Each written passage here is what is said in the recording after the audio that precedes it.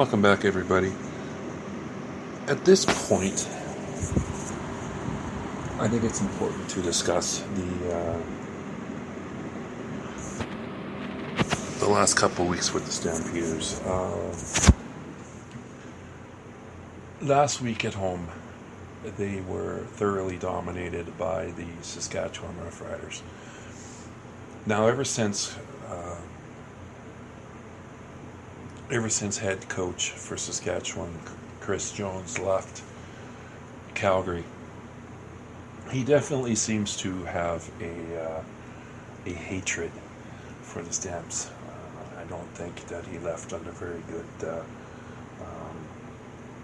circumstances.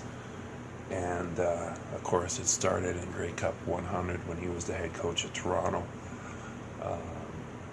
When Calgary went in there and were heavily favored. And Jones came up with a defense to totally shut him down.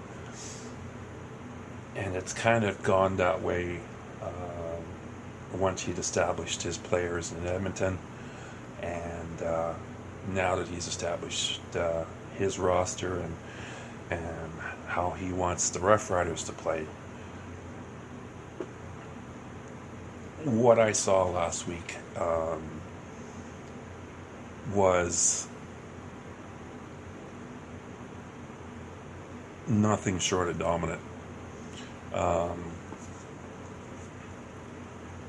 Levi didn't seem to be able to make a pass. The running backs, they seemed to have their run defense was stopping and filling the gaps, filling the holes, and not allowing Messam or Williams to really get going. And the one major thing that I saw last week was, and it happened again tonight, was that the Stampeders were losing the field position battle.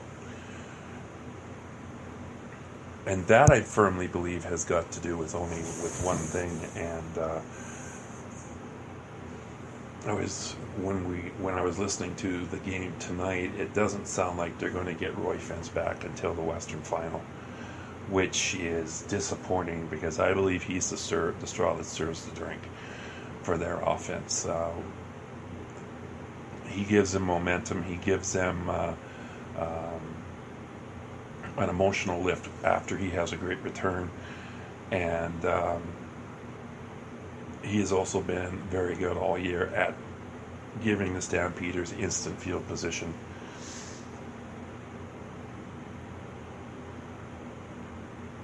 That was really noticeable tonight and was mentioned several times by Glenn Suter on the broadcast, that Adela Kay was making some poor decisions inside his own 10 with regards to letting the ball go into the end zone, potentially giving up a single and getting better field position. There was another point on a kickoff where I believe it was Williams at that moment fielded a ball, and he was 2 steps from the sidelines, and that would have set up, of course, the Stampeders at the 40 as opposed to starting them, I believe it was around about the 22 or 23 yard line,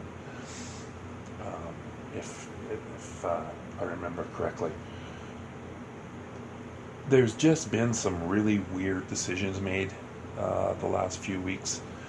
Another thing that has been kind of happening more and more, and it seemed to have started in the Montreal game, but one of the hallmarks of not only a John Hufnagel team, but also a Craig Dickinson. Anyway, one of the hallmarks of the Stampeders the last few years has been discipline. And last week, you definitely tell that the Roughriders were frustrating the Stampeders. There were a lot of unnecessary roughness penalties. dead ball fouls, um, a lot of opportunities that the Stamps seem to be getting goaded into and sucked into by the Rough Riders. Now tonight against the Eskimos, it was more offside and holding on the offensive line, which again is very unusual for the Stampeders. Again, missing a couple key offensive linemen, and they're doing the patchwork once again, which has been kind of the hallmark of the Stampeders' offensive line the last couple of years. But Renfro had a bad game when it came to holding. Their left tackle Richards was taking all kinds of stupid penalties. I mean, he took an unnecessary roughness penalty when he jumped on his man after his man had already fallen to the ground. That took away a big play. These penalties on the offensive line, unfortunately, seem to be happening on the medium to long rushes by Jerome Messam, and of course, not only taking away the rush. At one point, there was a plus 20 run, 21 yarder, I think that Messam had, that was taken away because of a penalty by one of the offensive linemen, either Richards or Renfro. And just basically it stops the momentum. When teams like Hamilton, Toronto,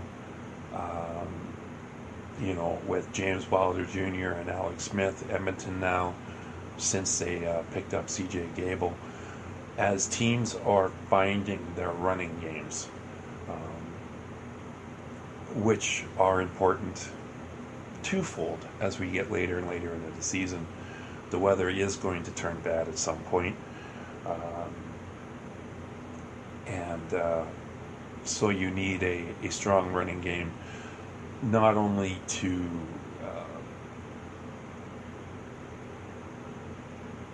offset cold, snow, wind that could affect throws and passing, but also if you get up on a team, if you want to eat away at the clock, a running game is the best way to do that, and especially if you want to keep a high-powered offense like Calgary off the field.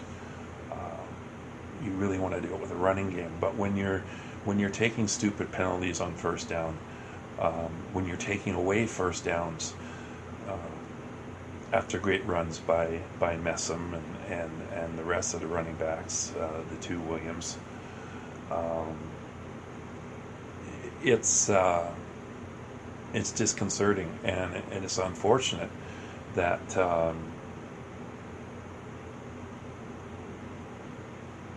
the offensive line at this point just is not strong enough to be doing what they need to do effectively. Now that kind of leads me to another point, and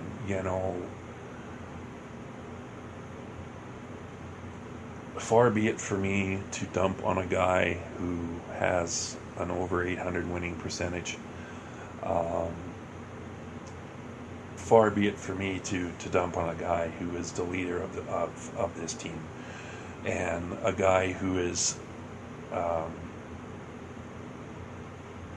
especially if over the last couple weeks, has been noticeably wearing a brace on his elbow of his throwing arm. But I started watching the CFL back in the days of Tom Wilkinson and Warren Moon and Tommy Clements, and I remember John Hufnagel as a quarterback.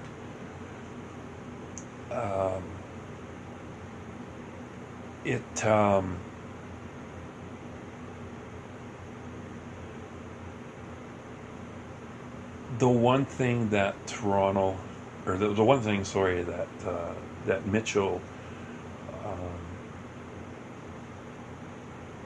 does not do is, and it's well documented, is he does not run the ball. Period. End of story. I believe they said tonight he's got 3 rushes all year for 17 yards. 17, 19 yards. Less than 20 yards anyway. He's had opportunities this year to run the ball for first downs. He's had opportunities to run the ball for touchdowns. He said it himself 2 weeks ago on the Bo Levi show on the Fan 960, that he gets paid to throw the ball. He doesn't get paid to run.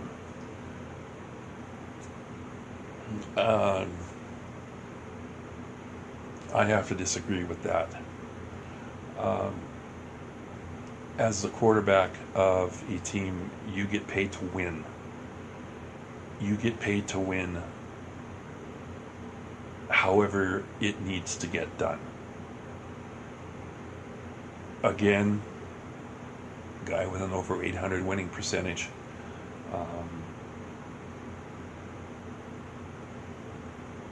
But I think this is about, quite honestly, the first time that they haven't had, their running game hasn't been or their special teams haven't been as strong as they've been, especially since Bo Levi's got there. He's had opportunities to extend drives. Currently, right now, he's missing Micah Michelle. He's missing Marquay McDaniels, Jordan, and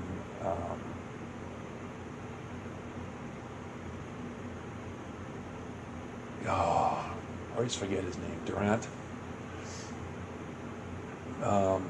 Are just coming back from injury, so they're trying to get back in step and in rhythm with Bo Levi. You could finally see it happening in the second half. They were almost invisible against Saskatchewan. So now you're trying to lead your passing game on guys like Begelton, Parker, Rory Colhert,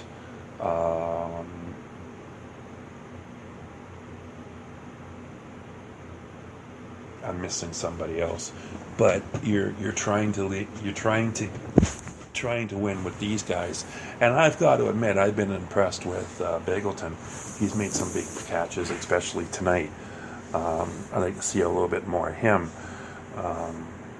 But defensively, they are still getting to the quarterback.